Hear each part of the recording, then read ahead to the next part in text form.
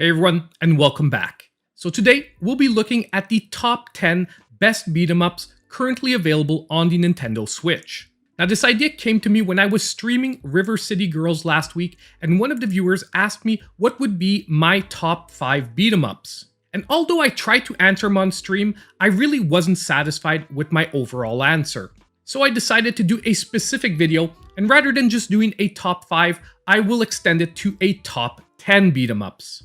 Also, before we get started, I do want to say that I will be ordering this list from 10 to 1. However, I do think that this category is very subjective, and which games you would place at the top might be different than the ones that I have placed. So rather than looking at this as an ordered list, you might want to look at this as a just top 10 overall best beat 'em ups, and pretty much the automatic games that if you pick up, you most likely will have a great experience.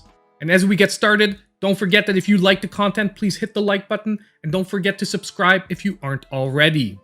So to start off our list, at number 10, we have the Double Dragon and Kunio-kun Retro Brawler Bundle. Now if you've never heard of this bundle before, it groups together 18 awesome titles from the 8-bit NES era. And in those 18 titles, you have some of the biggest examples of games that have set the standard for beat 'em ups as we know them.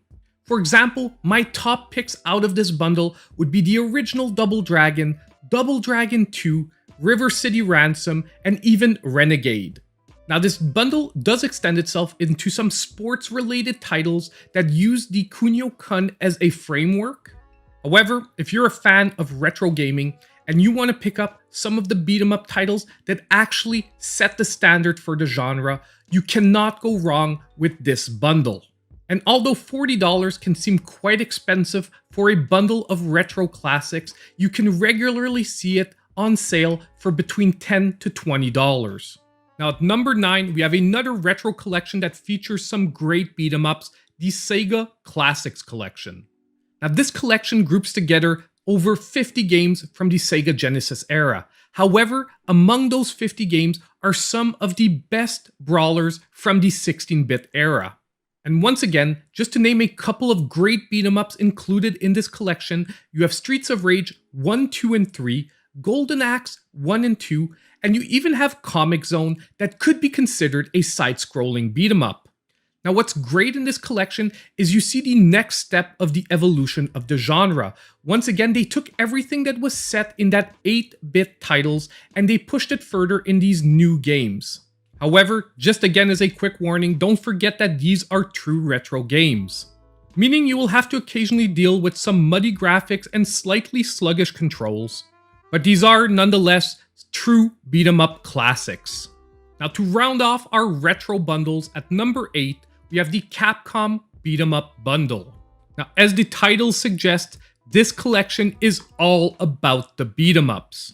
And you get 7 great titles from Capcom. Among my favorite are Final Fight and Knights of the Round. But to be quite honest, in this pack, all 7 titles are quite great beat 'em up fun. Also, a lot of these games are from the later life cycle of the 16-bit era, meaning that some of them are starting to get quite refined, although they are still retro games.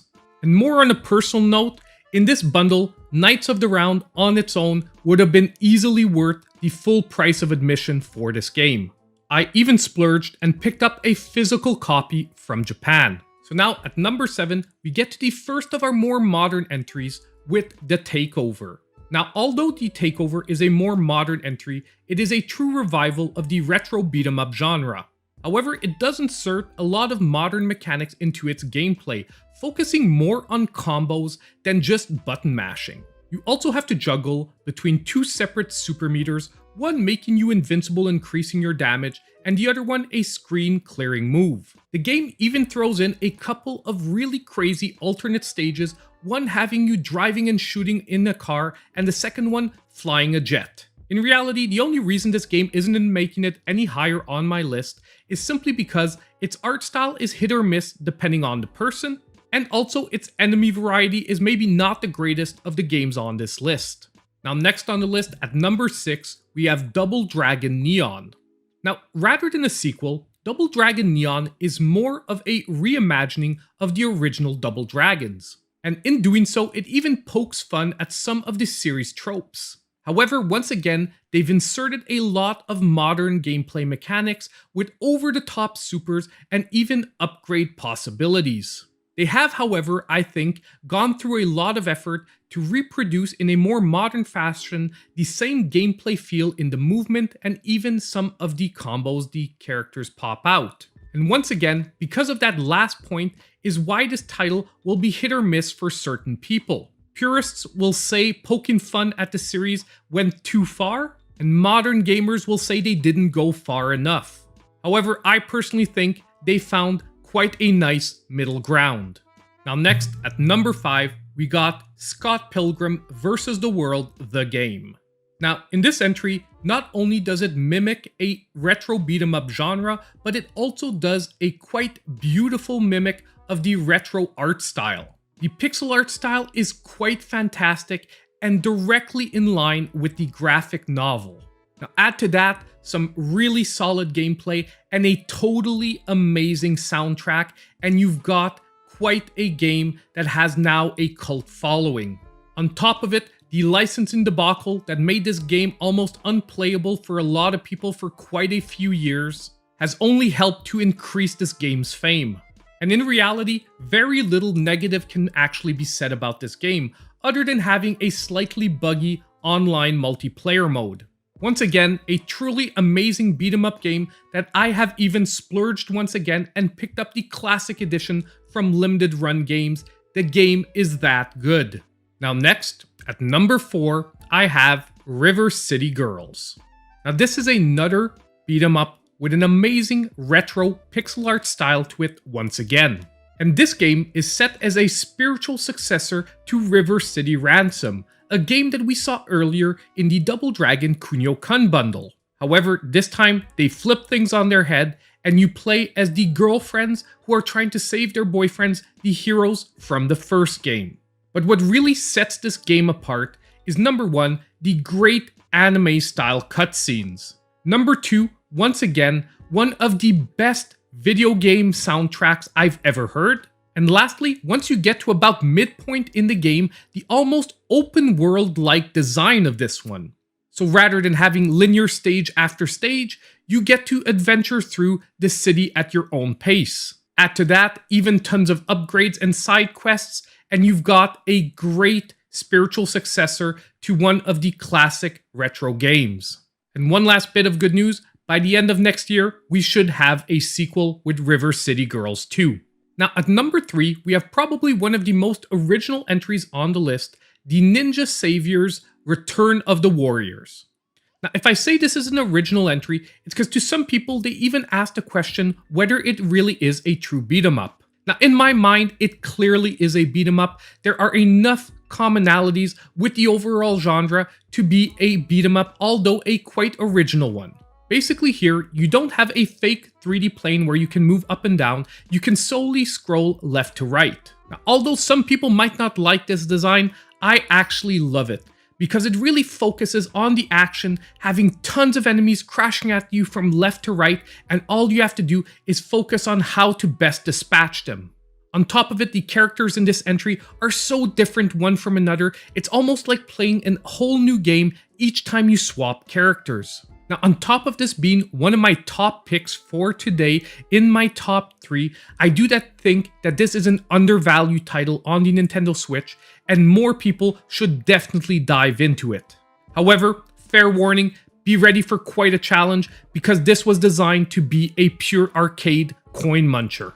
Now next, at number 2, we have another what I think is underrated title with Fight and Rage. Now once again, another title taking a beautiful retro pixel art style. However, this time they take cartoon-like, over-the-top designs for their characters. And as I said earlier, to accompany this, your characters are just as much over the top, easily able to pop out 50+ hit combos. The soundtrack might not be as iconic as some other entries on this list, but it is heart-pounding and keeps you in the action nonetheless. Now, if you're a beat-em-up fan and you have not tried Fight and Rage yet, do yourself a favor, pick this one up no matter what the price is on the current eShop. However, if you're lucky, just as it is now, you could get it at 50% off for as low as $10 for one of the best beat 'em up experiences. Now, in our top spot at number 1, we have Streets of Rage 4. Now, I think that very few people were doubting what game would end up in spot number 1 on this list. And the Mr. X DLC that just launched has sealed its position even more as the top beat 'em up game currently available on the Nintendo Switch. Basically, if you need to revive a 20-plus-year-old series, there's no better way to do it than how they did Streets of Rage 4. Bring back all the amazing characters introduced in the original games, although matured as your main cast. Throw in at least one newcomer, and design the game around some amazing mechanics that both feel fresh and at the same time honor its origins. Add to that tons of unlockables that will just make you keep coming back for more and more of the same awesome gameplay. Sprinkle on another amazing soundtrack and top it all off with amazing high quality DLC, and you've got a recipe for the perfect revival of a retro classic series. In reality, the hardest part about playing and evaluating Streets of Rage 4 is trying to find something I don't like about this game. So that is pretty much it for my list of top 10 beat 'em ups on the Nintendo Switch. Now, the good news for fans of the genre though is that we still have tons of amazing titles that should be making their way to the Nintendo Switch.